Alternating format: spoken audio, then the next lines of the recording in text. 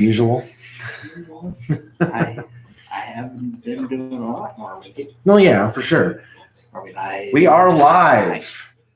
Zoom and boom, everyone. It is good to be back after about a month layoff for the little bit of a health break to get back in it because the pandemic has been absolutely sucky on everybody. But it is good to be back. It is episode 43 of According to Spiky Dash.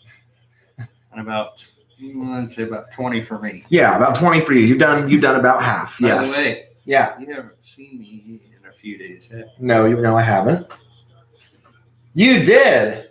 Finally.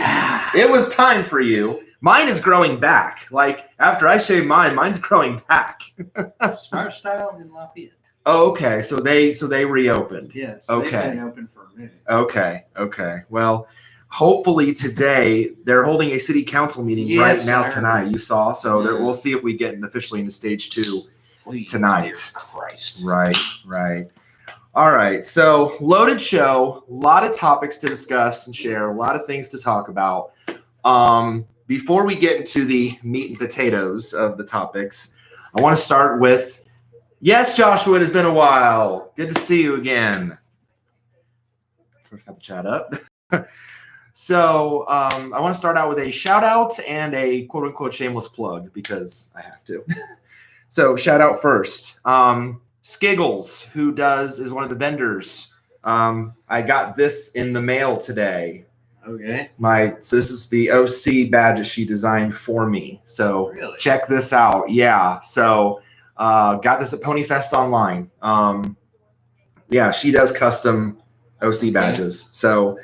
So this is the same one I've had on my Twitter and the longest time. So and it came with this. This was really nice. This actually was with it today. A nice little thank you card. It says, thank you from our family to yours. Best wishes, Skiggles, Fire Envy, and Kiddos. Check that out. That's really nice. Skiggles sent that with my badge. So thank you, Skiggles. I appreciate that very much. Great work. I was definitely a fan. Mm-hmm. Oh, Joshua, you did listen. Yeah. Okay. This then feeds into the shameless plug. Not really shameless, but because I am proud of the work that I do. Yeah. Wonderbolt Monday, because today I posted the next group of my favorites off my second parody set. What? Yep. This is set number 2. Wonderbolt's Parodies Flying High. So I posted my favorites to YouTube earlier today. So 9 more on this one, and then the 2 bonus tracks. And I put off this one. I posted Wonderbolts, You're My Flame, Show of Awe and Wonder, High Above It All, and then 2 bonus tracks, Changeling and Ponyville.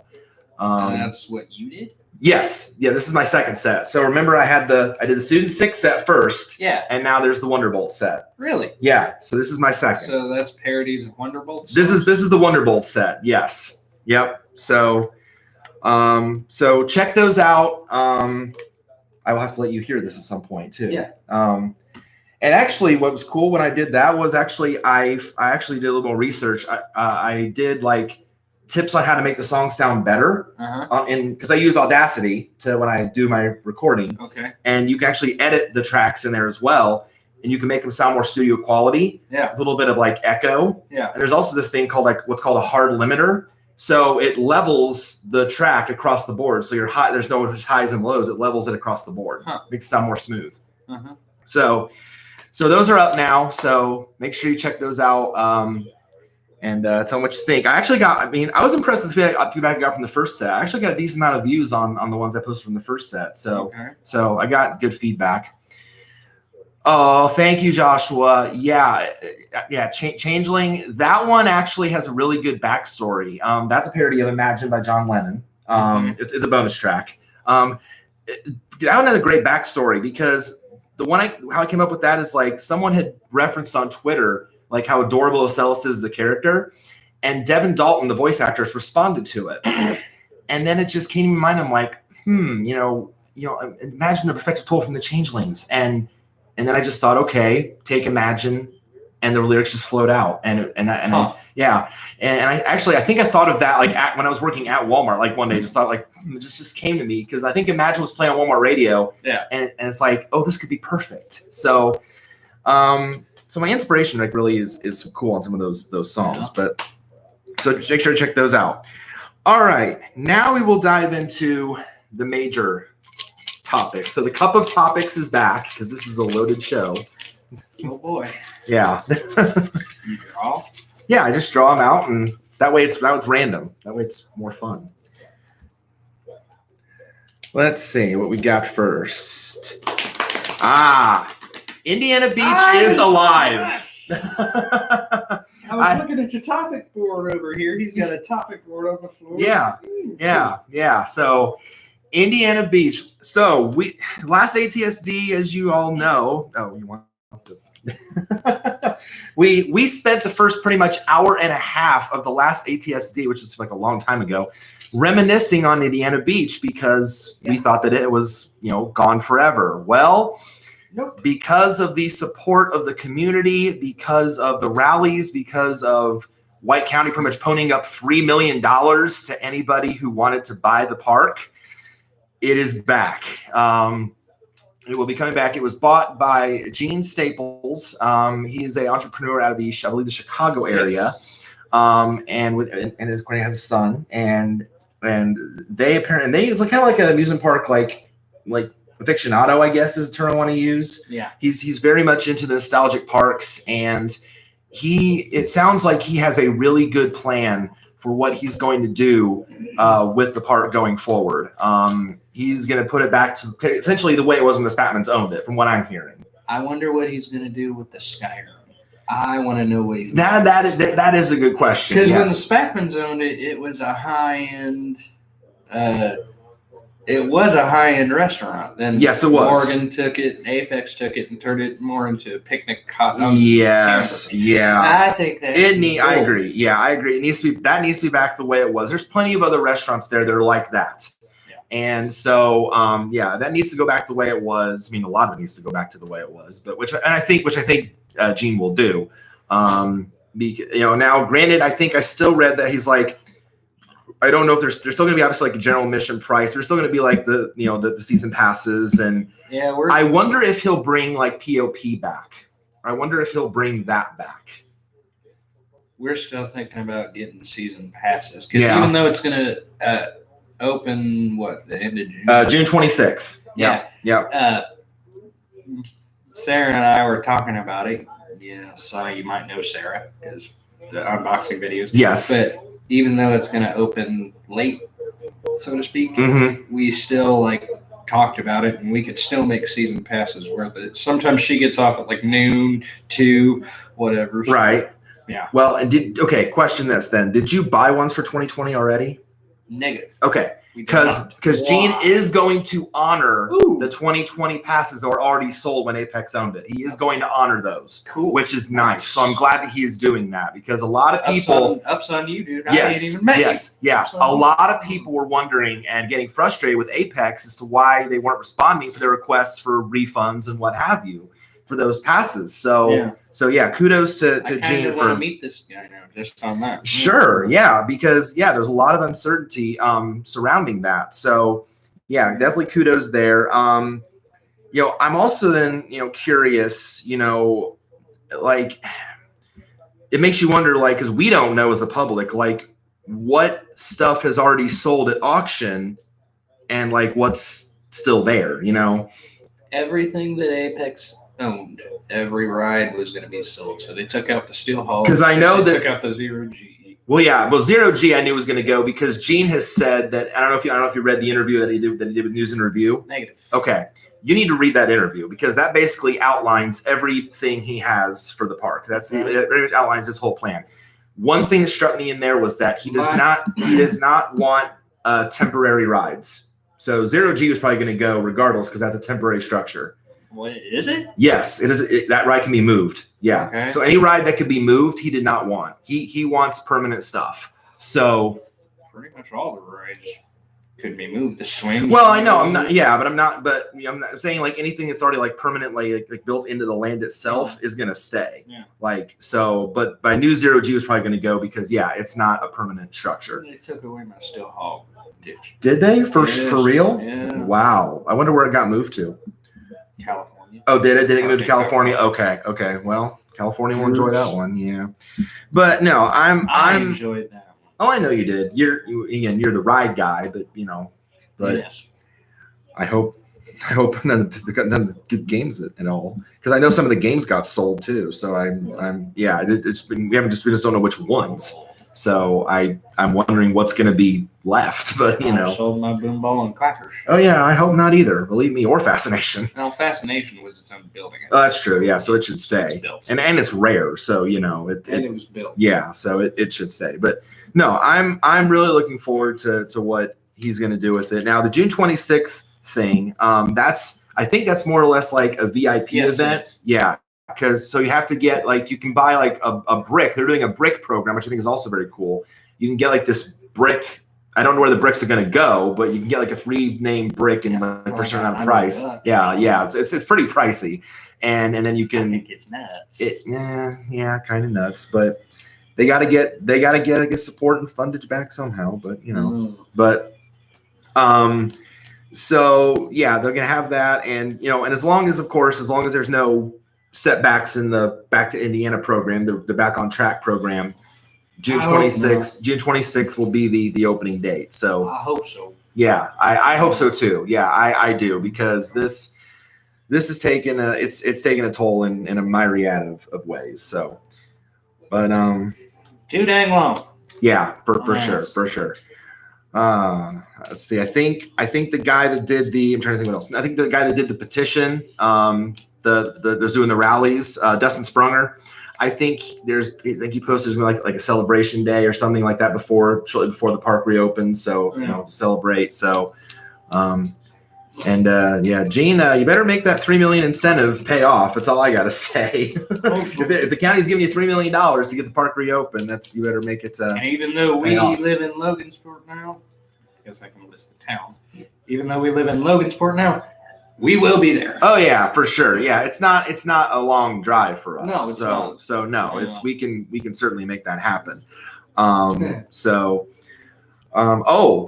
almost forget. I don't want to forget this either. I don't know if you saw the announcement today regarding Indiana Beach. Guess what's coming back? What? The taco shop is coming back. Oh hell yeah! It is coming back. They announced today it is coming back. Oh hell no! We're gonna be broke. Yeah, right. See, me and Sarah are gonna be broke. That's iconic. Whoa. So that is a part of the park. Or do you eat tacos from there? I didn't, but I know how popular it is.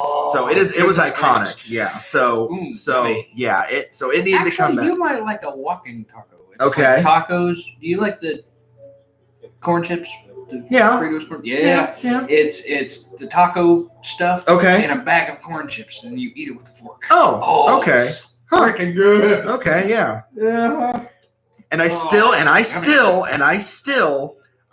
need to fulfill something I have not done yet in real life. What? I still need to have a snow cone. I've never had a snow cone ever. In your life? In my life, I have never had. I need to fulfill that at Indiana Beach. I need to. No. Ever from anywhere? No. I need to fulfill that. It needs. You sad deprived. Yes. It needs. Sad deprived child. What the crap? Yes. It needs to be fulfilled. What the crap? I thought you knew this. No. Okay. Well, now you do. The more you know. But okay. First day we go, we're dragging his. Yes. Goodness gracious! What? I've never had. I don't know why. I just don't know because the opportunity never presented itself. But well, we're gonna have to make that happen. Oh, I know. We do. So, but yeah, I feel like this. Besides the opening, this could be the best news we started with, because I'm glad I picked this one, because this is big. This is big stuff. So, kudos to Gene. Kudos to the county. Kudos to. Thank you. I want to meet you, and I'll probably hug you. Right. Kudos to everybody for getting that done. And kudos to the community for the rallies. The petition worked, and that doesn't happen very often with some things. Sometimes petitions don't work. How much did that get? What, the signatures? Thousands, oh gosh, it had to be. thousands. Oh yeah, it had to be at least over 100,000, if not more. Dang. Yeah, it garnered a ton of support. By the way, I forget, kid friendly or no? I already marked it. I already marked it as not. Damn. Okay. Yes, yeah, you're good. You're good. All So yeah. So, but yeah. And screw you, Kappa. yeah, Kappa sucks. Kappa sucks. Sometimes Twitch sucks because Kappa can suck my, because Twitch's lag is terrible. I was just trying to watch something on Twitch and the lag was absolutely terrible. So I was tweeting about it. Story fires that way too. Like you've been watching a video and you hear me talk about Kid Behind the Camera. Of course, yeah. He's got a Storyfire account too that he posts. Now what is Storyfire? Because I've never heard of it. It's YouTube, but it's more adult friendly. Oh, okay. Because YouTube won't let you rant and rave and lose your temper and cuss. Okay. Right. Storyfire does. Okay, gotcha. Storyfire is more adult stuff. Okay. Fair enough. That's well explained. Fair enough. So he filmed a video on Bridget's dad. Okay. His girlfriend's dad. And he's a douche. I mean, he's an ass. He's a douche canoe. Oh, no. Like, this guy is like, he says, Doug's reaction, his name is Doug. Doug's reaction wasn't what you saw on camera because when they said she was pregnant, he goes, "Are you kidding me? That's cool." Da, da, da, da, da. But his real reaction was, "I hope the baby dies." Damn. Oh, yeah. And he went. Sounds so pleasant. He went off. This guy, he's a jackass. Clearly. And he's all on his channel, Doug is, saying how Kid Behind a Camera is a bunch of shit and everybody loves him when he started his channel piggybacking off of Kid Behind the Camera, then goes on his channel, puts him down and shit. Yeah, he's not a nice dude. Jeez. Jackass. Right. Well. All right. Anything else about the beach, or did we cover, I think, the whole gamut? No. I think we're good on that one. Read it, and if you want me to pick another one, I will. Oh yeah, COVID-19 update. Yeah, so yeah, I mean, just in general, I mean, the pandemic has been pretty crazy here in our county. We have not been nuts. Yeah, it's been nuts. We have the third highest amount in our state. Pretty much everybody else is open. And we went to the Industrial Revolution restaurant in Valparaiso. They're 50%. Yeah, because everyone else is in stage 1, and we're now hopefully, but again, I said hopefully by tonight we'll be in stage 2. Hopefully, yeah. Where we slowly get back on track. It's been pretty nuts. It's the new normal that we live in. Although it was very refreshing yesterday to watch the NASCAR race. So there's some sports that are coming back. I did watch the NASCAR race yesterday at Darlington. No fans, but just to have some live sports. Like, do you know how many re-airs I've watched of stuff? Like reruns. Like it has gotten. Oh, I do. Yeah, it's been So it was nice to have live sports, at least some regard. They've been airing like the Korea baseball on ESPN2. Golf is coming back eventually. They're talking about proposals to bring back Major League Baseball in the NHL. So eventually things will slowly start coming out as states start to reopen more close to fully. It's going to be gradual, of course, but as states start to reopen, you get there. NFL is selling tickets. Well, NFL, like I said, NFL's been on full course. They're not really changing anything except the whole off season has been virtual with virtual meetings and off-season programs and what have you. Yeah. So they're probably going to have like an actual like training camp or off-season unless things vastly change. Now, there's some said that some team facilities will reopen tomorrow in the states that have been reopened. Okay. So we'll see which ones get reopened. Yeah. But yeah, here it's just been, if only Tyson had bloody paid attention, if they'd actually given a crap about the safety of their workers. Well, now they do because they have to. Well, yeah, because now they have to. Yeah, that's what it took an outbreak for them to finally said, oh shit, this is serious. That's what it took, and you hate that. And then Packers was looking at Indiana Packers, where Armando was, which is Carroll County, was looking at Tyson's like, oh, we better get on it. Yeah, you don't want that to happen here. Over 1,000 people catch it in a matter of days. And thank God Armando was tested. And he got negatives. So yeah, he's good. Now I don't know if Sarah knows this or not, or because I had found out just through the grapevine, hearing from people, there have been a few cases in the store in Walmart, so Sarah knows. But I assume then they've all been contained and quarantined because that's the policy. I hope so. No, if you have symptoms and if you have been tested positive, you quarantine. You get quarantined for at least 2 weeks. So yeah, Walmart is not taking any crap. Doesn't it take like months to get over it, or depends on the person, depends on the situation. If you do the right things with it, then yeah, you can recover actually quite quickly, but it just depends on the situation. We think we had it. Sarah took like 2.5 months. I took about 3 but weeks. This was before March. This was before they even knew that it was a thing. In November. Yeah. But we looked at the symptoms of it, and we had there was 10 major symptoms. We had 8 of them. 10. It was 3. Well, on the list that we looked at, there was. Okay, so they probably expanded the list because originally it was fever, shortness of breath, and dry cough. Okay, those were the original 3. I assume they've added more since then. Symptoms we were looking at was respiratory stuff. Yeah, all that. Right. Of the 10 symptoms or whatever we read, we had 8 of them. Okay. So it's we're pretty sure we had it. Okay. And Matt said that he had it. Yeah. So conveniently, it was right after I said I did. Yeah. I don't know. Right. I don't know if he just wants to join the club. I hope not. I hope not. I hope not. But yeah. So slowly, things are coming back to at least some semblance of normal. Granted, it will never be the way I think it fully was before this, but I don't know. But at least, Mom thinks it's not. We had a conversation about it a couple days ago, and she didn't think it'll be fully ever back to the way it was, but at least somewhat close to it. So, did I tell you Mom's in Mississippi right now? By the way, no. Yeah, she just called actually about 5:30. She's in Mississippi right now, and the Walmarts there are packed. She won't let you in her house because of the stay-at-home order, but she'll go all the way to Mississippi. What? Well, because Mississippi is A, reopening, and B, the South's been reopening for days. Florida, Georgia, that whole area, they've been reopening for days.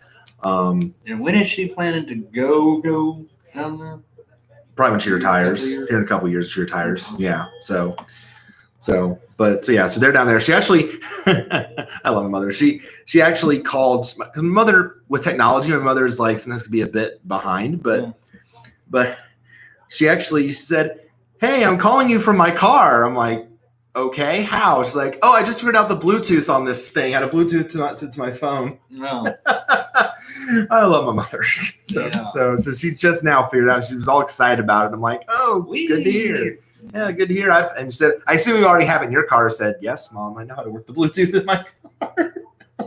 Wow. So that shows our age gap, I guess. All right, enough about COVID. That's enough of that. Yeah. All right, next. Random weird news story. Okay, I put this in here for fun because this is fun. Okay, this is fun. You know me. I love looking at fark.com, right? Yeah. I love looking at news stories on Fark. So I'm gonna pull up Fark and I'm just gonna see if I can find the funniest headline and we'll just dive into it. Because so you didn't have it. You didn't have a news. That's why this is random. Yeah, this is random. Okay. Random weird news story. Look at the headline. Look at the paper. Look at the paper. I thought you found a random. No. This is completely random. This is completely random. Okay. Yeah. So I'm just gonna scroll the Fark News headlines and see if there's anything too crazy. Because I love looking at crazy stories. Okay. Let's see.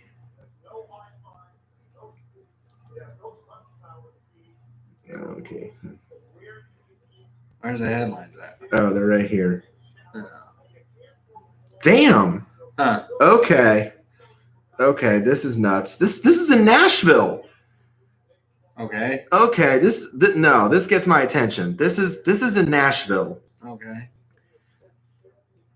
Man angry about virus closure attacks 2 with machete. A machete. Okay. What the fuck? Okay. Nashville, what are you on right now? A Nashville couple were in critical care after a man attacked them with a machete because he was angry about shutdowns that were taking place during the coronavirus pandemic. So you're attacking random people with a machete because you're mad about corona. I guess so. Kelvin D. Edwards attacked Kevin Kraft, 55, and his wife Leanne on Sunday afternoon in a public storage in the city. Edwards took the machete, from his bin at the storage facility. This was this guy's machete, apparently, in a storage bin, and continued striking the couple even after they were bleeding on the floor. What? Attempted murder? The victims were transported to a hospital after officers who responded to the scene used multiple tourniquets to control their bleeding. Police said they found Edwards, 35, with his hands raised in surrender on the street outside the facility 3 minutes after they got a 911 call about the attack. Investigators said Edwards, who is homeless, told them he attacked the couple to demonstrate his anger about the coronavirus shutdowns and his inability to get into Rescue Mission, an organization that serves homeless people. According to its website, the rescue mission has remained open to individuals without shelter during the pandemic. It's been open, dude. How can you not get into a place that's been open? Police says Edwards, who carries an Arkansas driver's license, has been in Nashville since 2016. He had a prior felony vandalism conviction in 2017 and was also convicted for assault for spitting on 2 sheriff's deputies while in jail. How the hell is he even on the street? Well, you got to think prisons have been releasing people because of outbreaks in prisons in the coronavirus. So he was arrested and charged with 2 counts of attempted murder for the attack on Sunday. Yeah, that not very funny. No, not funny. I wasn't looking for funny. I was just looking for something that's like jumps out. But geez, you're just taking out your frustrations because of Rona on random people. I'm pissed off too. There ain't gonna be attacking nobody. No, especially not with your own machete in a storage unit. And that's obviously. Well, obviously he is nuts. Yeah, I mean that's duh. He is nuts. That's the obvious. Yeah, yeah, Joshua. I won't I understand some people. Yeah, we understand. We definitely understand that guy because that is absolutely insane. Just. You're mad at the world and just decide, you know what, I'm just going to take out my machete and just go to town. Oh, and I can't get into a homeless shelter that is actually still open. Like how, I don't even know how that works. Like I don't even want to try. I'll give myself a headache. Yeah, right. You can't wrap your brain around that one. That's like, it was open, dude. Why do you think, I don't know. That guy is definitely messed up in the head. For sure. All right, next one. Oh, tough one. Rest in peace, XFL. This was tough to hear. Really the first sports league that took a hit because of the pandemic. It apparently just it just couldn't survive, and for first, of course, everything they suspended the season. Actually, or did they cancel it outright? They're suspended. But then later they canceled it, said that it couldn't go the rest of the year. And then after, but they said, Joshua, we all were. We were having fun watching the XFL, doing the live streams. We were getting a ton of views. We were gung ho for it, and we were all in. And they actually said that they were committed to playing a full season in 2021 when they first made the announcement. Oh, yeah, that's before they fired Luck for being delinquent. He did a lot of shit. Really? Yes. Well, Luck is suing McMahon, from what I read, for wrongful termination. Well, it ain't wrongful termination. He was using his company let's see, he was using his company cell phone for his personal use, Ooh. which is not Okay. Okay. That's one thing I know. Okay. He had a lot of behind the scenes shit that he was doing that he shouldn't have been doing. So that's the evidence that McMahon and Titan have on Luck. Okay. Okay. You know, I wondered why. There's a bunch of stuff. Yeah, I was wondering why. Yeah. You know, that Luck was suing McMahon and why we hadn't heard from him. And yes. And so might have to look up that article off camera or something. Well, I know I had read the ESPN article about Luck, you know, suing McMahon. Well, apparently McMahon has a lot of dirt on Luck for the reason. Yeah, here it is. Found it right here. Bam, ESPN right here. So former XFL Commissioner Oliver Luck has sued owner Vince McMahon in federal court, citing wrongful termination after McMahon's decision to shutter the league. According to the complaint filed last week in U.S. District Court in Connecticut, Luck received a termination letter on April 9th, a day before McMahon laid off most of the XFL staff, and 3 days before the league filed for bankruptcy. So they also did file for Chapter 11 bankruptcy as well. Luck wholly disputes and rejects the allegations set forth in the termination letter and contends they are pretextual and devoid of merit per the complaint. McMahon is chairman and CEO of the WWE and is the owner of Alpha Entertainment, which was the parent company of the XFL. Much of the lawsuit is redacted, citing confidentiality clauses in Luck's contract. He was hired in May 2018 for a deal reportedly worth approximately $20 million over its lifespan. Luck was not listed among creditors in the XFL's bankruptcy filings, but the lawsuit alleges breach of contract. Seeks unspecified damages, attorney's fees and interest, and a declaratory judgment on fulfilling the terms of the contract. But then the lawyer represents McMahon said, Oliver Luck's services as commissioner and CEO of the XFL were terminated by a letter sent to him on April 9th, which explained the reasons for the termination. As to the lawsuit he filed, his allegations will be disputed, and the position of Mr. McMahon will be set forth in our response to his lawsuit. The XFL is for sale as part of the bankruptcy proceedings, according to a source. The league employees who were part of a conference call announcing layoffs said they did not expect the league to resurface in 2021.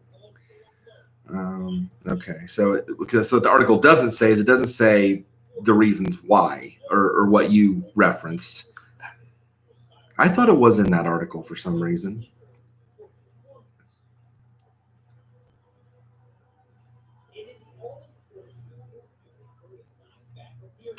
I know I read somewhere it was reasons why McMahon was the reasons why he got sued or why Luck was terminated. Yeah. So I saw the cell phone thing, but I forget there were two other reasons and I can't recall them right now. But yeah. So that's a big old mess right now, and it just makes you wonder, like if a spring league is ever going to make it, like because many have tried to not directly compete with the NFL and play in the offseason, and for whatever reason they can't seem to stay afloat. So I'd like to know what the NFL is doing to be so popular, because almost every place is sold out there. I'd like to know what the NFL is doing that the XFL is not. Well, and I'm hopeful on this. Like, if any good can come out of the XFL, I'm hoping, and I mentioned this, that some of the rule changes can be adopted by the NFL. Yeah. That's what I'm hoping for. Like the kickoff rule. I'm hoping that gets. I'd like to see that. Yeah. I don't know if the conversion one would work, because then you'd eliminate kickers entirely, and I don't think you'd want to do that. What else?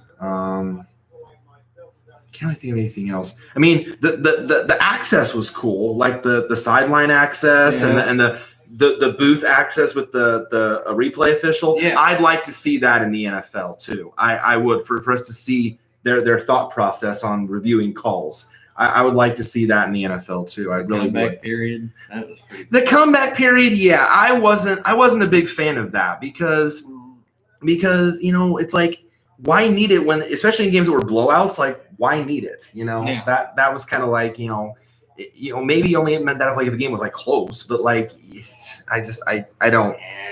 I wasn't a fan of that one. Let's see. I think that's The in-game sideline interviews. Yeah. The sideline interviews were cool. Yeah, more access to that. I would like that for sure. Yeah, that was a big thing.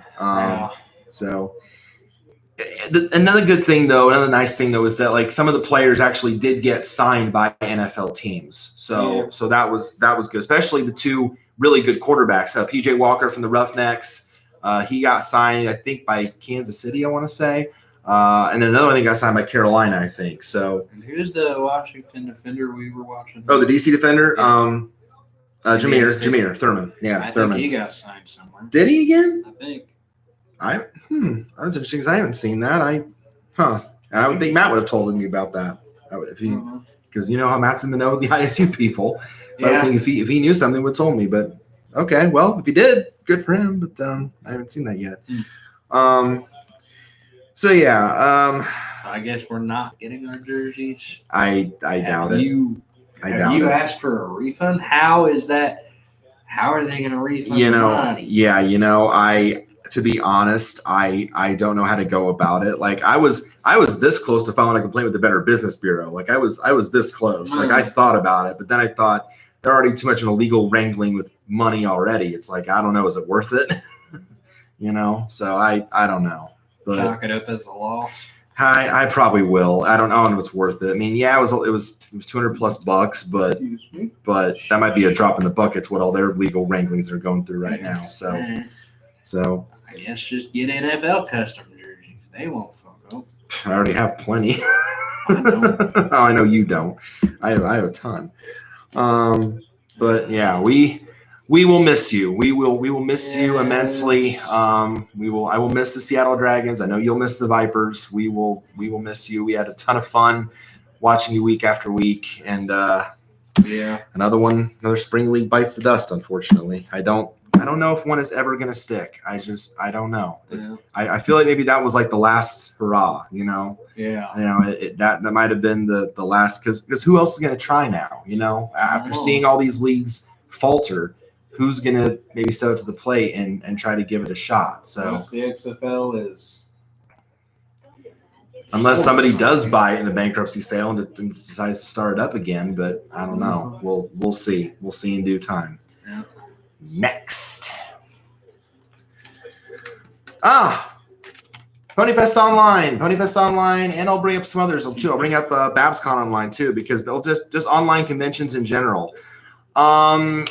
So obviously in the midst of all of the crisis, we obviously cannot have conventions in real life, which is a bummer, which is unfortunate. So a lot of them are getting either postponed or canceled outright. Let me kind of give you like the rundown and the update on where we are at in terms of the conventions as a whole. So Winnie City is going to be online only. There was unfortunately no way it could be held in real life, especially after the governor of Illinois pretty much announced that the peak of their outbreak won't be until mid-June. Which is unfortunate. So Charlie and I gotta say, God bless Charlie and kudos to him. He tried his darndest to somehow make the real life version happen. He was patient. He really wanted it to work out, but it wasn't feasible with all the other conventions either canceling or postponing. I knew when I saw that it's like it was not going to happen. So I kind of had a feeling it was going to happen. So it's going to be online only on Discord, and they're still sorting out the details, and they'll announce that in due time. Now, Everfree, from what I've read from Everfree Northwest Twitter, they are still planning right now to have the convention in August. They're still set on those dates. They're obviously keeping up with the reopening efforts in the state of Washington. They need, of course, to reach a certain stage, like the final stage, to even have it in August. But that's Seattle. That's Seattle, correct? Yeah, that's the Washington State area. They have like a 4-stage process. Like we have a 5-stage, they have 4. So they have to be in stage 4 in order to have the convention in August. So they're still planning for August 7th through the 9th up there in Bellevue. Sequestria Fest, of course, that was originally scheduled to be held in March or the summer in Ocean City, Maryland. That now has been pushed back. That got suspended to September. So still planning on having Sequestria Fest, but it has been pushed back to September 4th through the 6th. And of course, Cider Fest is still scheduled for October 30th to November 2nd in Milwaukee, Wisconsin. And a lot of people are probably pointing to that as their first real life convention they're going to attend. And then HarmonyCon, which was the only real life convention that was actually held this year, did not get suspended or canceled in Texas. That's still on track to return in February of 2021. BabsCon, which was canceled for 2020 in the real life version, but they did hold an online version. That's being now going to be in April 2nd through 4th of 2021. Of course, the 2021 Winnie City will be then moved to summer in June. And then TrotCon, which is supposed to be in Columbus in July, that was canceled.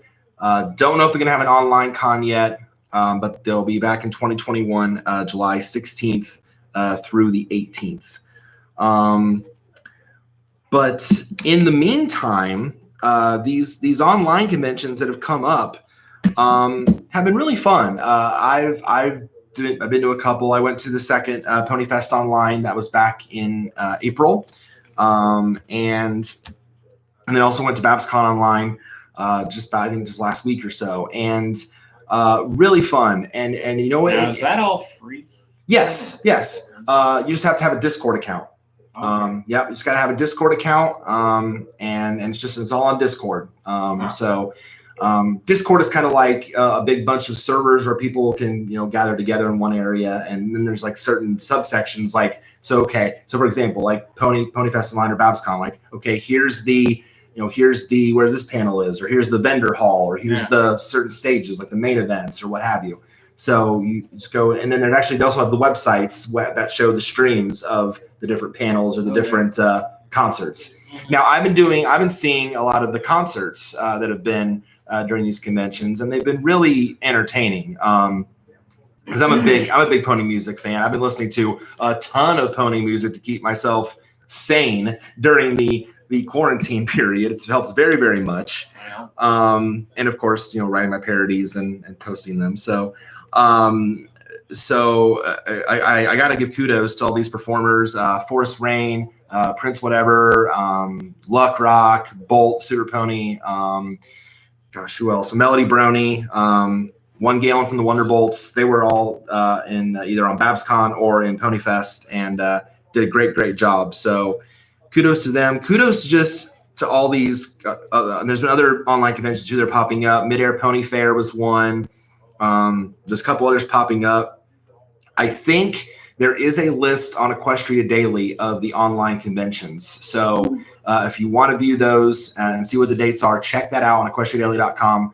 And it's just the online pony conventions to check out the dates. So, and really, it's at least a decent substitute to fill in that we can't do the real life. It sucks that we can't do it in real life right now, but it's at least a decent substitute, and actually some of them they've had some of the voice actors actually just pop in and do panels and games and whatnot. I think at the end of one of the Pony Fest panels, Bill Newton was there, and Katrina Salisbury, who voices Yona, was in there, and Vincent Tong, who voices a lot of characters, and Sambar, was in one. So it was really fun. So I've gotten a joy out of it, and I give kudos. I give kudos to all these online conventions for at least filling the void when we can't be together in real life, and just keeping the fandom going. Because again, that's the big thing with all this uncertainty, and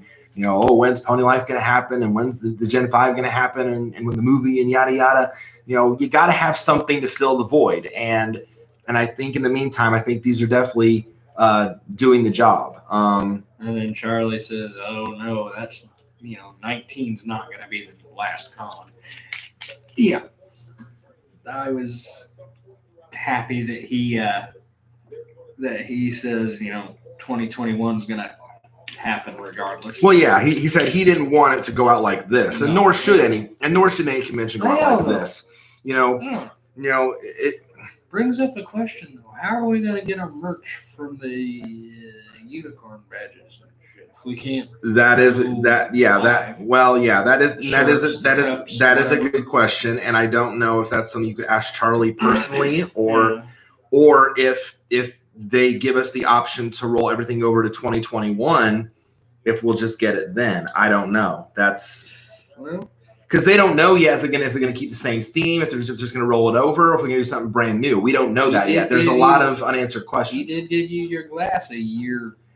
That is true. He gave me one of the glasses a year late, right at the convention. He said, "Oh, I should have given you this last year." So yeah, I do remember that. I'm thinking, what am I? Because he's messaged me on Facebook through Messenger, and he's like, "You come down to this room for me?" I'm like, "Yeah, okay, sure." And he said, "Oh, I was supposed to give you this last year." I'm like, "Oh, okay." I just like, okay, cool. I'm glad you remembered. I'm glad that you thought of me and remembered me for that. But so there's still a lot of unanswered questions yet regarding that we don't know yet. I mean, I suppose if we can roll it over. Oh yeah, I think that'll be best for me and I think for all of us, because why try to put the money together to spend everything else again for 2021? It's hard enough to put the money together. Now my question is this: we paid for unicorn sponsors this year. Yes, but every year it goes up a little bit. So is he going to honor the 2020 prices for 2021, or will we have to pay I would hope so. Or will we have to pay the increase? I really hope so. And that's another reason why I'm hoping that everything rolls over, because I'm hoping nothing changes that much. So again, still a lot of unanswered questions regarding that, but here's hoping for me that the online version kicks as much ass as what would have been in real life, and at least to some degree, and B, whatever they do for 2021, and with the new summer dates in June, if they keep the same, or if they do something different, whatever, that at least that'll roll over, hopefully. And we were supposed to stay at the Hyatt. I know. This was the year we finally made it happen. Actually, stay at the Hyatt, and that gets wiped out. And my chance to meet Bill Newton in person, and that gets wiped out, and Nicole, and my best chance. Yeah. So Rona sucks. We wasted like 20. That's just long and short about it. If I can put a title across straight now, Rona sucks. Just right there on the screen. Just boom. Rona sucks. Rona. Yeah, you suck. That's just the way of it. We bought him a little plushie. The little Celestia plushie. Yeah, for Nicole to sign. Yeah, and then now that's out the window. Yeah.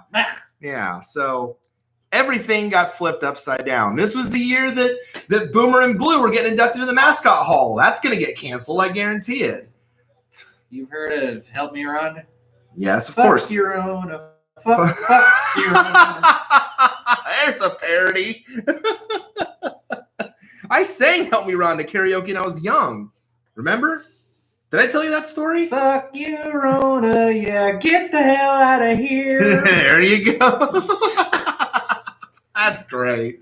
That's great stuff. That is comedy gold right there. That is great stuff. No, you didn't tell me that. Yeah. Okay. So I know tangent, but okay. But karaoke. Yeah. So let's see. This would have been. Gosh, now I feel old because this one was young. This was like 93, 94. Like I was, when I was like 7 or 8. Yeah. Mom took me to the Virgin Islands. We were on vacation in St. Thomas, St. John, that area. Before the hurricane ruined the islands. Although they recovered since then, but there was shortly after we went, like 2 hurricanes slammed the islands, and it was rough. Still gotta make that happen. Oh yeah. One of these days, cruise. Oh yeah, for sure. So there was this bar. This bar that actually was like right next to our hotel called Iggy's. It was Iggy's Bar and Grill, and for the iguana, and they were having a karaoke night, and I'm looking through all the songs, and Mom's like, "You want to sing something?" I'm like, "Yeah, I do." So I'm looking through the list, and I see there's "Help Me Run Up by the Beach Boys." Like, I want to do that one, and so.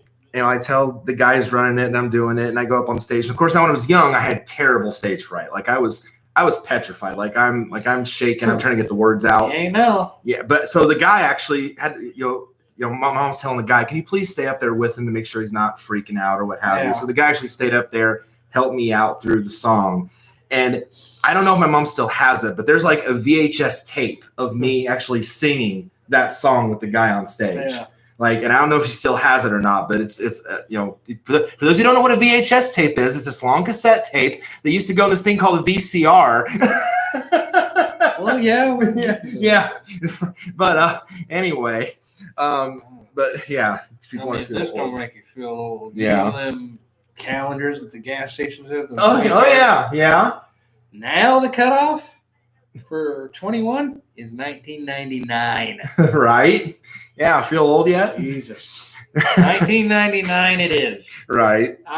But anyway, Whoa. yes. So yes, when I was 7 or 8 years old, I sang "Help Me Rhonda" at karaoke at Iggy's in St. Thomas, and it was fun. I enjoyed it. Of course, I still love karaoke now. By the way, speaking of that, I was we were at Walmart in I think it was Valparaiso. Okay. And okay. This will always make me laugh. Sorry about it. You're good. I heard Hot Blooded.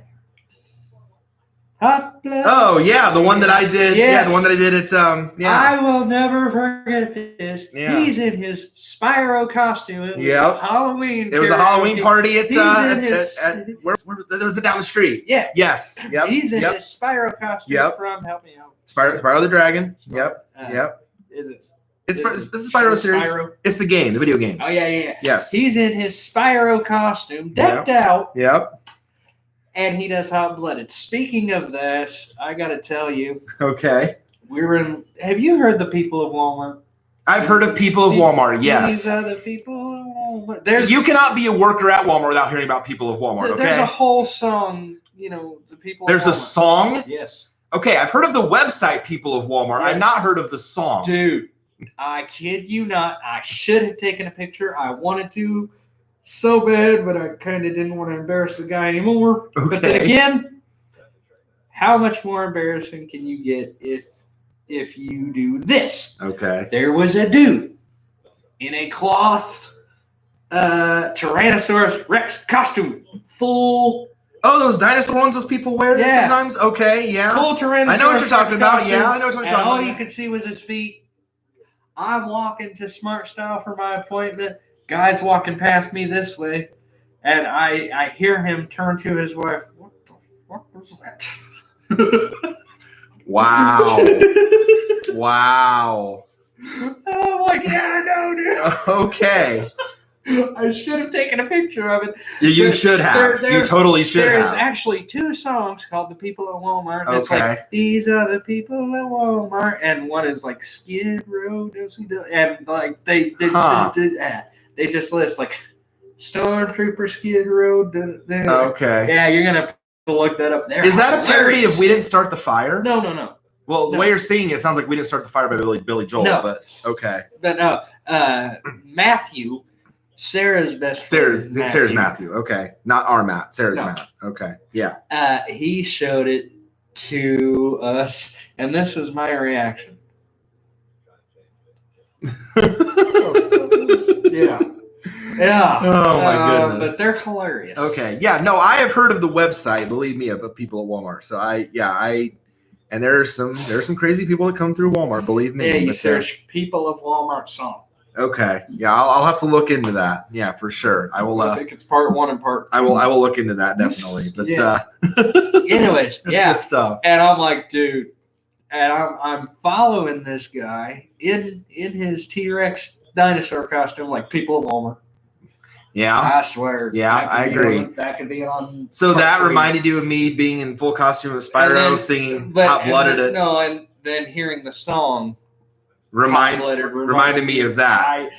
I lose my shit, and Sarah's like, "What the heck is wrong with you?" And I told her, because I don't think she was there for that. No, she was not for there because you had just maybe because you had just met her because that was the night you were telling me all about her. No, that was New Year's. Oh, that was New Year's. That's right. That was before that. That's right. Yeah. So yeah, she wasn't there for that. You're right. Yeah. You're right. But no. But hey, I crushed the song. Yeah, you did. Did I not? Yeah, you did. I crushed the song, and I impressed that whole group of ladies at the table across from us. Wow. They were all congratulating me. Granted, they might have been a little bit, drunk. But, yeah, I get it. But They congratulated me. I get 5s and shake hands from handshakes from people when I go Dutch Mill. Oh yeah. Yep, absolutely. Yeah. I even got I sang American Soldier one night. This is funny. I sang American Soldier one night, and as the music is playing, someone picked up on because they like the song. I hear this as I'm listening to the intro and holding my mic. I hear this. Oh God, I love this song. Please don't fuck it up. I'm like, shit. Yeah, pressure on you.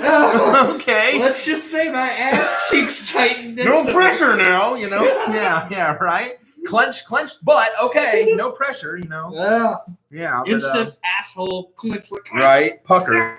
Or pucker, as Rob Beardeck would call it, the pucker. Yeah. No, I can't mess it up. Yeah, right. And I didn't. And thankfully you didn't, yeah. I didn't. Yeah. Still think we got robbed at the MVets. Yeah. The karaoke contest. No. Yeah, I still think we got robbed. A little bit. Pick a number to determine a winner. What? Yeah, that's because we tied twice. Oh, I know. Yeah. I should have at least been in top 3. At least. You were 5th and I was 8th or something. Something like that. Yeah. Yeah, but no, pick a number. Oh. I crushed Werewolves of London. You know that. And it's and I had that place going. It's like I know. And it's like, really? Pick a number? Okay. Whatever. Yeah, well. Yes. No, we went off on that story tangent, but hey, I was fun. It always is. Okay, staying on the pony theme. Ooh, staying on the pony theme, all right. Ponyville Soapbox. Pony Soapboxes. All right. Pony Soapboxes from our good friends at Equestria Daily. All right. Love these. Always love these because they are always innovative and deep, and I really get a kick out of reading them. So, all right. Let's pull up some soapboxes. Yeah. So there's a lot more Pony Life stuff on here, too. There's new Pony Life character sheets, more crossover figures. Oh, by the way, there's a crossover figure now out there between My Little Pony and Ghostbusters. It's pretty fugly, though. It's pretty ugly. I will say that. I'll have to show you it at some point. Okay. They are fun, Joshua. Glad you like them. Yeah, the soapboxes are fun. These are really good. All right. So this one is from Saturday, May 9th. Okay, so this was about 9 days ago. All right. So I always like to dive into the recent one just to see. Let me read it. Here we go. All right. Okay, it says here, as revealed a while ago, soapboxes will now happen once we get enough submissions for it. Okay, so they're not doing it weekly anymore. So I guess that makes sense because less pony content right now, unless they get enough submissions, they're not going to have enough material. So that's understandable. Okay, this time around, your headlines include Tempest Mercy. That's interesting. I like Tempest Shadow. What's wrong with future Spike's look? Oh boy. Rainbow Dash got the short end of the stick. Okay. These are going to be interesting. Twilight's friends should not gain immortality. What? And Queen Novo, right or wrong? Ooh, we got some good ones in here. We got some good ones in this one. All right. Let's see. All right. Tempest Mercy. Where are you reading the list at? Right here. Oh, okay. Okay. Tempest Mercy. This is by Alex Rio, Pony Lover 95. Hello, every creature. So rewatching the MLP movie, a thought occurred to me, and that is the fact Capper and Solano and her crew had somehow escaped Tempest after the unicorn destroyed Solano's ship. Or did they? What I'm suggesting is the possibility that Tempest might have very well let the group go instead of imprisoning them, or, well, to put it lightly, get rid of them altogether. Now, to recap from the movie, after Twilight and her friends escaped from Tempest from Solano's ship, Tempest dealt with Solano's betrayal by destroying her ship, but we don't know if Tempest had the crew imprisoned or not. And the next time we see Capper, Solano, and the pirates are when they regroup with Twilight's friends, they set off for Canterlot to save the day. Yes. Now, what happened in between, we don't know again, so there are several different options that could have happened. The first being that Tempest did have Capper, Solano, and her crew imprisoned to deal with them later after she dealt with Twilight. However, with Capper being a con artist and Solano and her crew being pirates, they could have found a way to escape and fight the way out and found Twilight's friends by chance. Okay. Another option being that Tempest, after destroying Solano's ship, let them go. After all, they no longer have any means of transportation. Added to the fact that Tempest's goal is to capture Twilight, taking on more prisoners, especially since she's a troublesome group, would be a burden to Tempest and slow her down. Okay. And Tempest also didn't believe in friendship like Twilight does, so Tempest most likely also thought that Capper, Solano, and her crew wouldn't be much help at all anyway. Yet another thought would be, and I know this may sound a little cheesy, that there was some good in Tempest after all. Tempest again could have very easily imprisoned or gotten rid of Capper, Solano, and her crew, but well, maybe she didn't because some small part of her believed in friendship still. After all, at the end of the movie, she did sacrifice herself to block the Storm King's magic from hitting Twilight and her friends, after seeing Twilight and her friends work together and how much they cared for each other. There could be other options for why Capper, Solano, and her crew managed to escape from Tempest, or she simply let them go that I'm not thinking of right now. But what do you all think? Well, that's deep. That opens a lot. Rewatch it closer there, dude, because it's because when they blew the ship apart, everybody just floated down to the water. They were never in prison, never. Nothing. Did we actually see them though going down to the water? So. I don't know if we did. I don't recall if we did. I think it just, from what I recall, it just like zoomed in on, and then we just see the screen go black, and then there's a transition. I don't know. From what I recall. So yeah, we really. Well, then in that case, I'm gonna go with the theory of, okay, you're not who I'm after. I destroyed your ship already. Fuck it. Yeah, you're no patient. Just let him go. Yeah. You're not what I'm seeking. You're no use to me or my minions. Yeah. You're no use to me, and plus you're not my real mission. So screw it. I already destroyed your ship. Right. Yeah. That seems like the more feasible theory of all of that. There's certainly a lot of great what if scenarios in there, but that seems like the more feasible theory. So next one. Good thought. Yeah. Good thoughts. Are you doing them in order? Yes. Okay. Yeah. These are in the order that are listed on the site. What's wrong with future Spike's look? Guess who it's by? Our good friend Flare Gun 45, who always thinks deep. Now, do we have a picture of this or something like? Or is it just the? Well, we know what future Spike looks like from the last problem. Remember? Oh. So yeah. So the one that was in the last problem. Oh yeah. So I was thinking future Spike from this. A theoretical? Oh no. There's been no pictures of that yet. No. So what's wrong with future Spike's look? I see nothing. I didn't think it was that bad either. Okay. All right, well, let's see what Flare Gun thinks. We watched the last problem, and once we saw the older Spike, we immediately realized it was a time jump. Yes, that is true. What was the first thing I saw when people were watching it? Ew, he looks too ugly. Why is he so anthro? Well, to answer your question, he was always anthro. Ever since Dragon Quest, a large majority of the dragons were anthro. Dragons don't use forelegs in this show. They ain't horses. Uh-huh. But if the anthro thing wasn't your problem, was it the muscles? I don't know why that'd be an issue. I think it suits him and makes perfect sense. Why? He was such a wimp when he was young physically. What he lacked in muscles, he made up in intelligence. Yeah. But seeing him grow to be that big guy, he ain't so wimpy anymore. You can just tell that everything's going to be okay with him. Besides, being both second in command of a country while also having the responsibility to keep the peace between where he represents and others, he has to look the part. You can tell he became much more respected between the nations because look who's being the neutral party between the conflicts of the Diamond Dogs and Kitty Cats. His choice of words has half to do with it. The other half has to be his charming good looks. You know how people are. Some judge on looks. Besides, with that bod, you could say he's become the Glenn Quagmire of FIM. I have no idea where he makes. I think that's a Family Guy reference. Yes, it is. But okay. Is Sparity canon? Spolder? Spabby? How about all of the above and more, including characters we've never even seen yet? Who's not shipped with Spike is the question. Let me ask you something. If you don't like how Spike looks, what'd you think he'd look like? I thought it was quite obvious he'd look like this. Burn Furno from his favorite book is his idol, so yeah.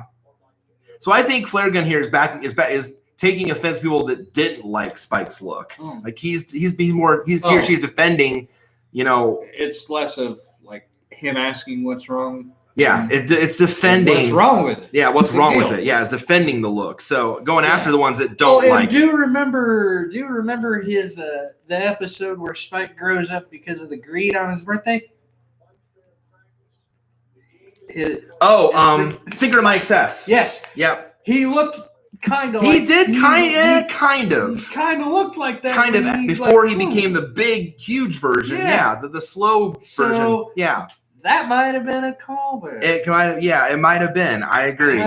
I have said, speaking of callbacks, I gotta bring this up. Sure. Okay, how stupid was I? And if you would watch the very first episode, how stupid can we be that we missed this? Okay. When Twilight is in the Golden Oak Library, and she's reading about the elements, it zooms in loyalty zooms in on Rainbow Dash. Honesty zooms in on Applejack. It goes ding, ding, ding, ding. It lists the fact that the ponies are connected with the elements even before they find the fuckers. Right. How did and every time I watch that episode, I'm like, how did I miss that? Yeah. Watch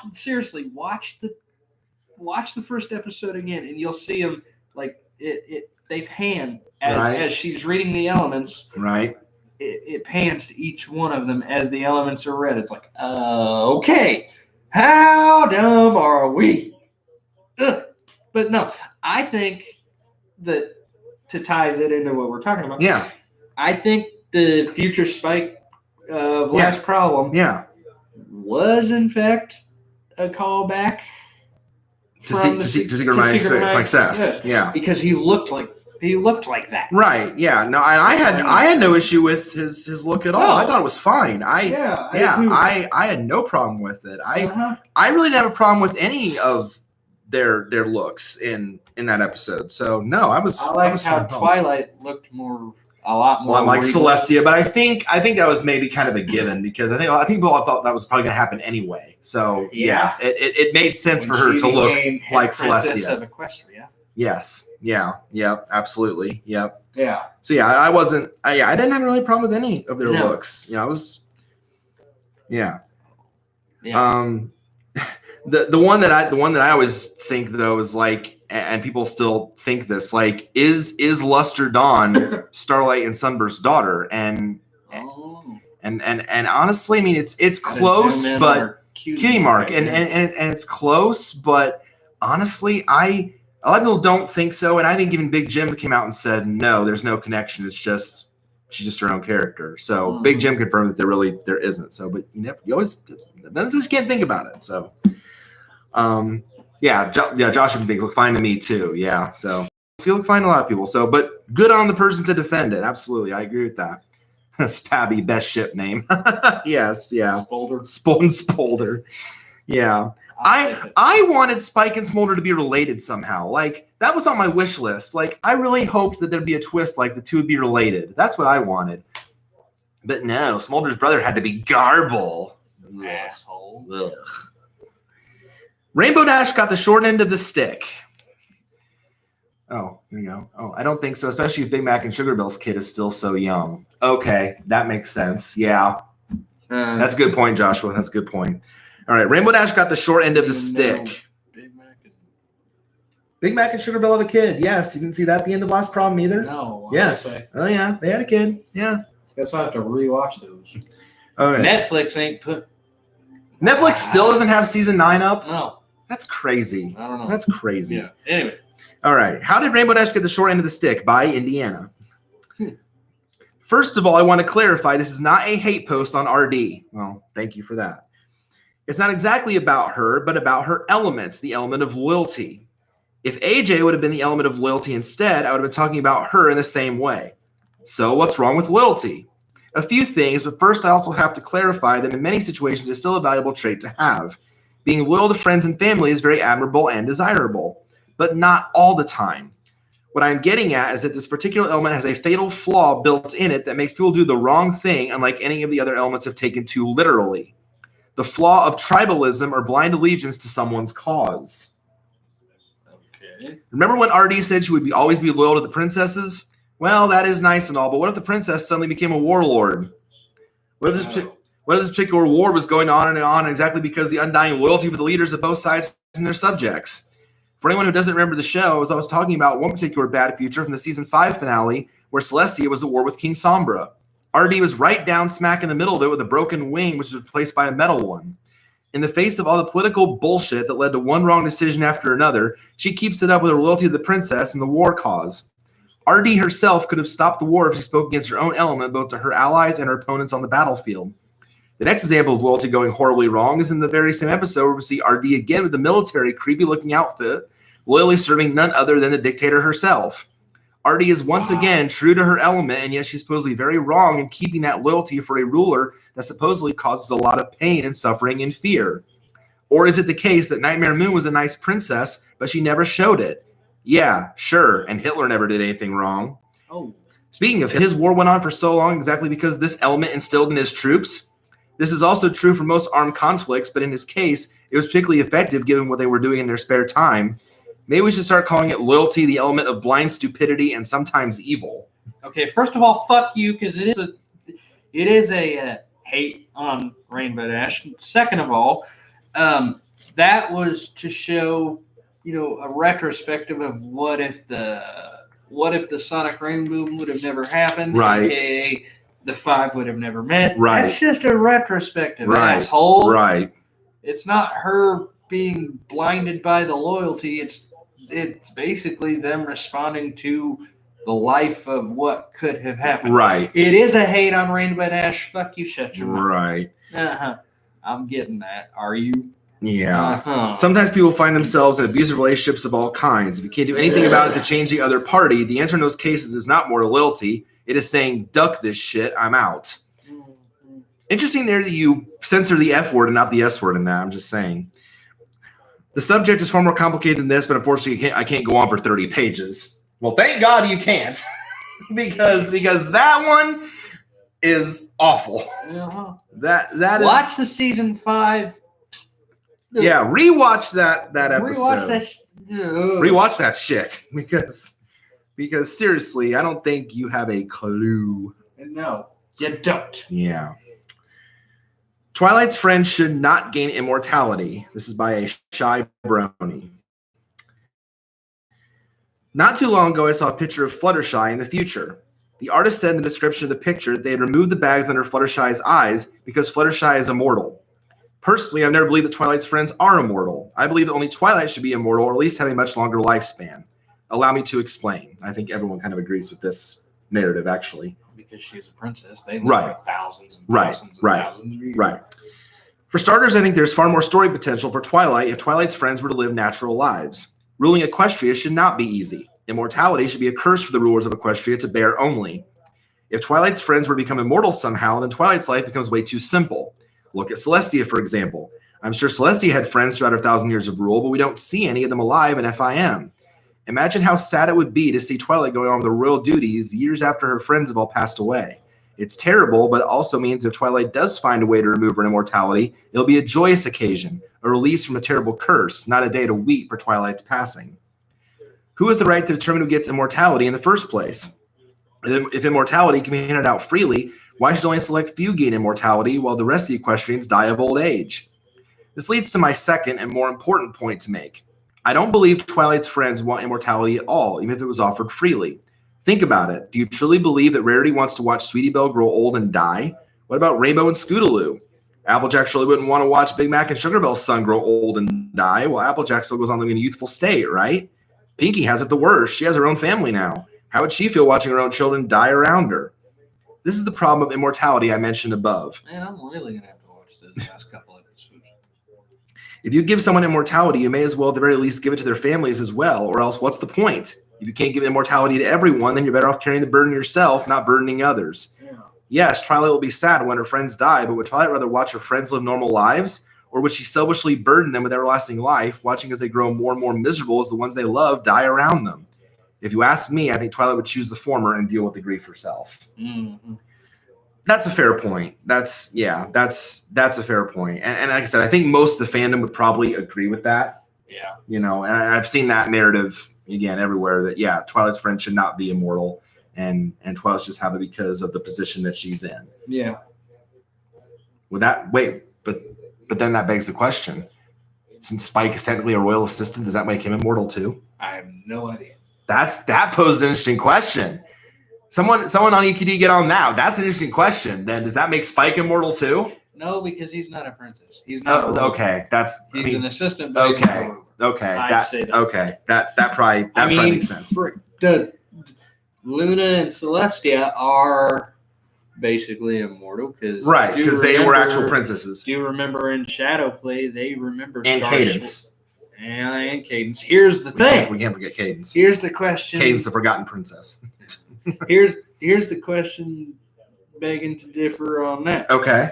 That article says immortality is given to princesses alone and whatnot. Right. So what happens when the princesses retire? Do they lose the immortality? Because Luna and Celestia That's retire. right. To Twilight. That's so, right. Yeah. Do they lose that ability? Are they still princesses? Right. Right. Do they lose the ability once they're not rulers anymore? Right. That's a question. That is a question. That's a better one than one I thought of. Yeah, that's a much better one. Mm-hmm. Absolutely. Do they lose that ability? Yeah. Good point.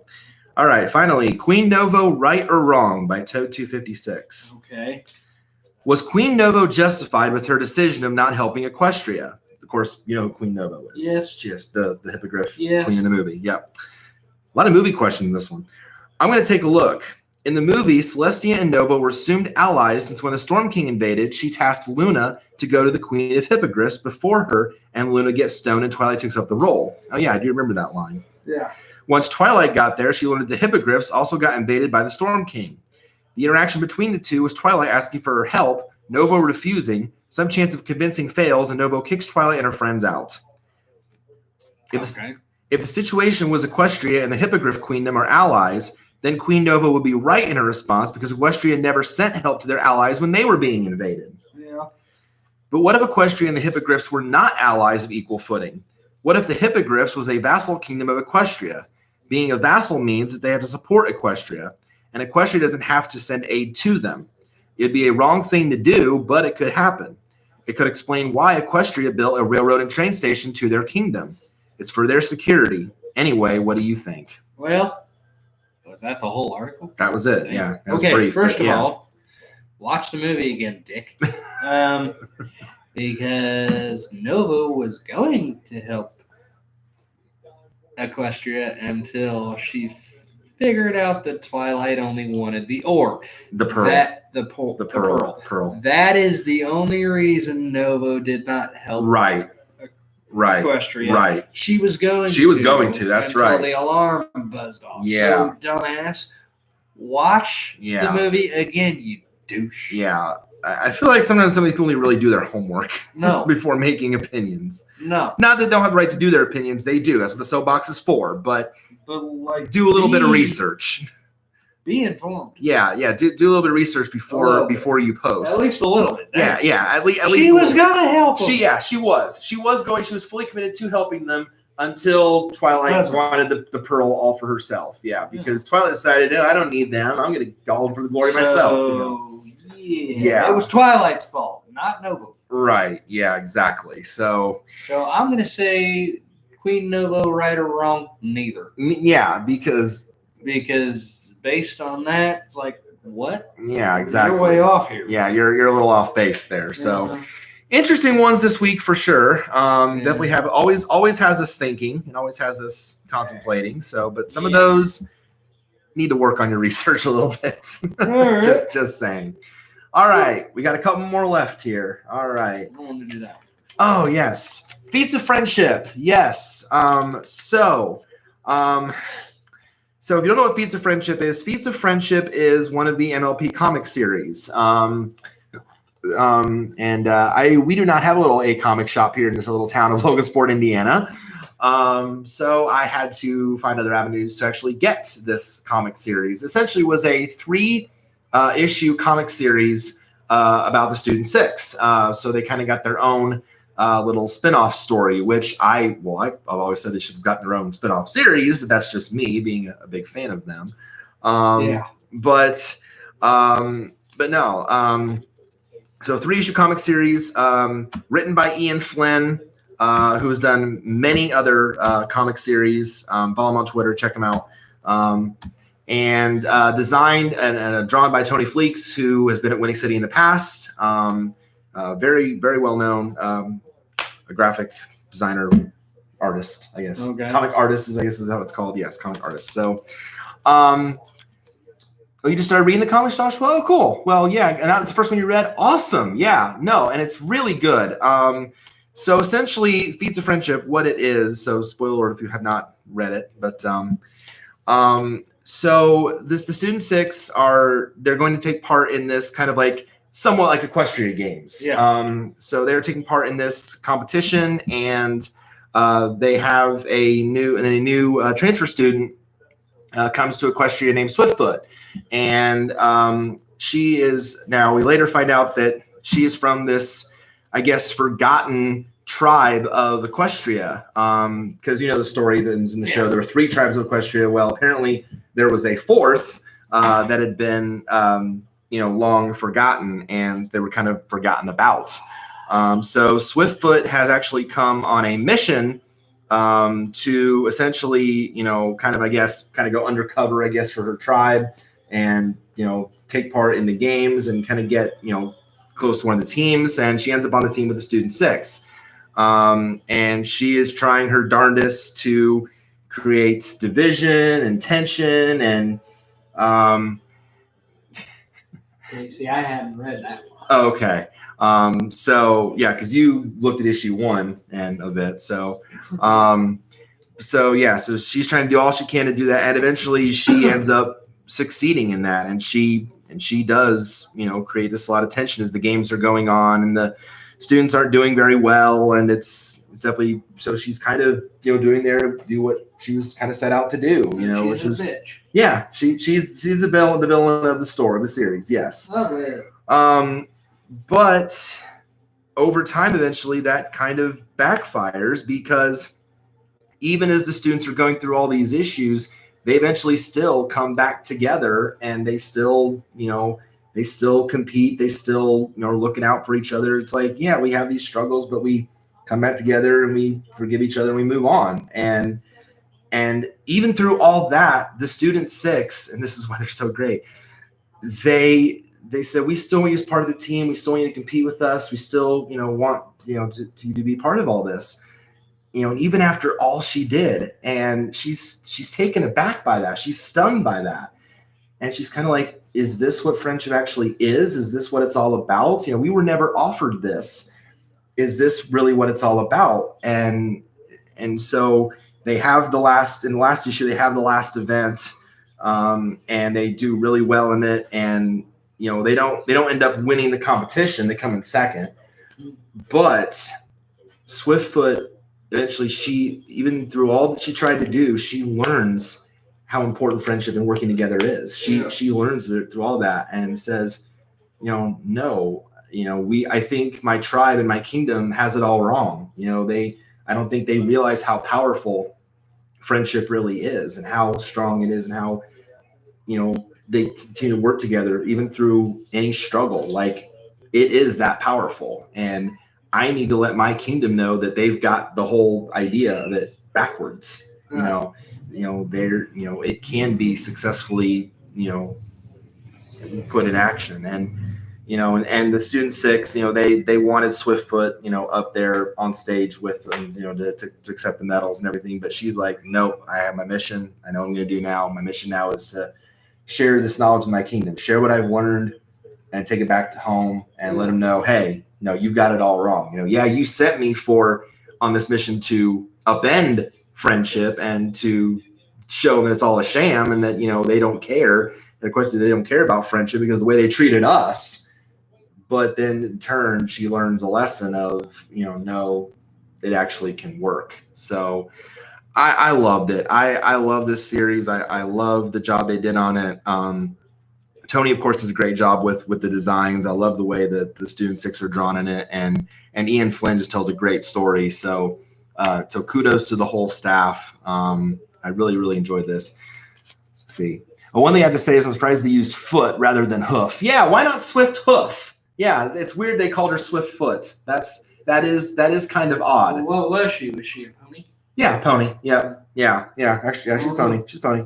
But yeah, I did find that interesting, Joshua. That is a good point, because why not just call her Swift Hoof? If you're continuity. Silver Quill would say. Maybe it rolls off the tongue. Swiftfoot better than Swifthoof. Yeah, maybe that's the possibility. Yeah. So, but no, great comic series. Really, really thoroughly enjoyed it. Of course, looking forward to when the actual season 10 comic starts.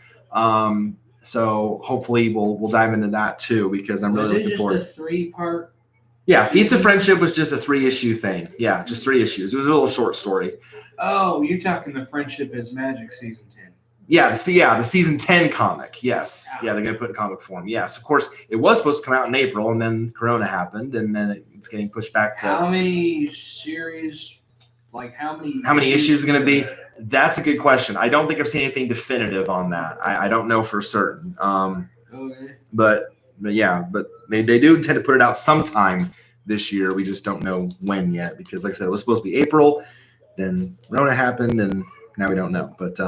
But really enjoyed this. Really enjoyed this, and I let Tony know how much I enjoyed this very much. So, and Tony Fleek's supposed to be Winnie City too, by the way. I would have probably had him sign one of my comics too. I probably would have. So, yeah. So another reason why Rona sucks. Yeah. All right, I think we got one more. I think we got one more. Sequestria Fest. Yeah. And this kind of ties into the con update we gave earlier. But yeah, Sequestria Fest getting postponed. So it was supposed to be in summer, and then now it gets pushed back to September. But again, okay, I will say this: like, I applaud the conventions that are at least trying to keep the real life ones going. Like if they're able to, push back the dates and make, and hope that the real life convention version can happen, I applaud them for that. Now, of course, there are some like Babs and TrotCon that apparently, just they couldn't do that, and they couldn't, keep those dates or push it back further because, you got to make reservations with the hotel and everything. And, and of course, things have to be, followed in guidelines with all the, restrictions and whatnot. But, so some, they can't do that, and they either got to go online or they come back in 2021, and Babs and TrotCon have done that. So, but for those who are trying to at least, stick it out into the fall, I applaud them. And I applaud Sequestria Fest for at least, trying to push forward into the fall, because we still don't know, like, speaking of having a ton of questions about stuff, we don't know what this is going to look like in the fall. Like, because, right now it's winding down, but there are some that have said, a second wave might come in the fall. We really don't know what this is going to do. And to be honest, until there is like a certified, vaccine or treatment approved, we're not going to feel fully comfortable about anything. You know what I mean? Mm-hmm. Until we find something that effectively works. And there have been, and I will say again, the nice thing is there have been some treatments that have come up that are making breakthroughs. I think there was one, there's like a company like California that came through with a breakthrough, like 100% like antibody, rate that kills it off in like 4 days. So hopefully that vaccine won't put nanobodies in your bloodstream that can track you. Right. Crazy motherfucker. Right. That's some kind of stupid. I read today on Twitter that President Trump actually announced that he is actually taking that drug that he was touting, that anti-malaria drug, that hydrochloroquine. Yeah. Trump said he's been taking it. Okay. And yet he already said he tested negative. So why would he be taking the drug if he's already tested negative? I wonder. To continue to test negative.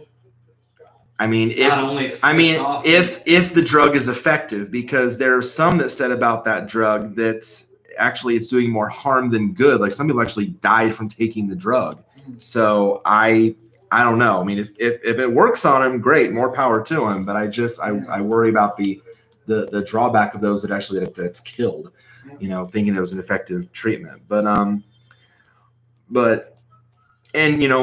that's what I'm hopeful for. I'm always hopeful for, eventually we will find something that is effective. And like I said, we can at least get back to some level of normalcy. Yeah. Something resembling normalcy. So as we slowly reopen the country. I think also I read that the Democrats passed a bill with a second round of stimulus checks I'm hoping that happens because it'd be nice. But you said the Democrats passed it? Yeah, the House passed it because the Democrats still, I think, run the House, but the Senate, I don't know if it will or not because that's GOP controlled still, and I don't think they'll go for it. GOP is what? Republican, yeah. So I doubt Well, it. then the Senate should, because Yeah, because like I said, we don't know how long this is going to go for as a whole. I mean, yeah, we're slowly reopening, but not quite there yet. Is there a definite of like, okay, say the stimulus passes the second round, Mm-hmm.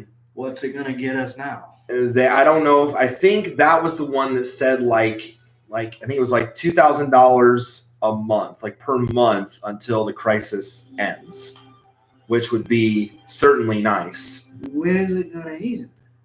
That's the thing, though. Like when do they say, "Oh yeah, the crisis is over"? Like when can they say with certainty? Is it going to be a month, 3 months, 2 months? Here's the thing on that. Like I read one article, and I know this is negative and dark, and I like being negative on this stuff, but I read one article that was like it could stick around with this for like at least 2 years. So wow. Yeah. Okay, so they're looking to do $2,000 a month for everybody in the United States. Yeah. For 2 years? I mean, that's just one article, but yeah, I don't know if they can afford to do that. No. I think they better figure out an effective treatment before 2 years, because I certainly don't want Rona around for another 2 years. $2,000 a month. Well, yeah, I mean, okay, but that'd be nice, but still, I think we'd much rather have a vaccine before that. Well, let's see. Or a treatment that we can be got effective. $4,000 we got to save up for a car, and to top it off, I just got a letter from the Department of Education. Says I owe a $7,000 school loan. Ooh, lovely. 3 years ago, I got a letter saying my balance was 0, and they haven't sent me nothing for 3 fucking years. What sense does that make? And then just now, just like a couple days ago, I get a letter from the DOE saying, nope, now you owe $7,000. Jeez. Fuckers. Right? I'm not happy, as you can tell. Well, no, nor should you be. That's kind of you ridiculous. ain't sent me nothing for 2.5, 3 years. Now you're sticking this. What the?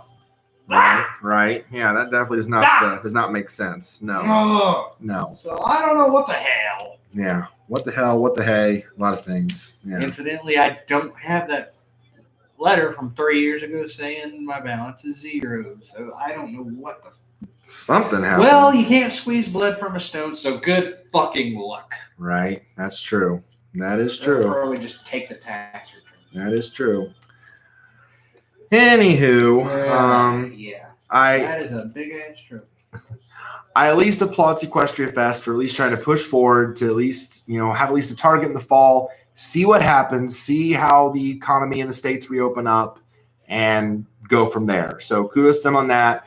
So for the convention trying to push forward, good on you. Here's hoping they happen. If they don't, virtual is the way to go, as we've seen with some of the virtual ones and Winnie City going virtual. And so at least for now, and hopefully by 2021, this is all this changing and everything is done. And like I said, we get back to some level of normalcy. So, all right. So that runs the gamut. Yeah. That covers it. Good hour and a half. Okay. That's probably what I wanted. So that's actually fit really good in terms of time. So good hour and a half of good solid content. So that's what you want in a good episode. So we'll go ahead and we'll wrap this one up. Thank you all as always for tuning in, your support, your patience. I appreciate that greatly after the brief layoff. We will try hopefully to have another one here in a couple weeks. It's probably first week or second week of June will be the next one. So we'll have updates hopefully on more. We'll have more Soapbox, of course, more stories, whatever's going on in the world. We will share our thoughts on it. So for Apple Dash, I'm Spiky Dash. Until the next stream, signing off. Take care. God bless everyone.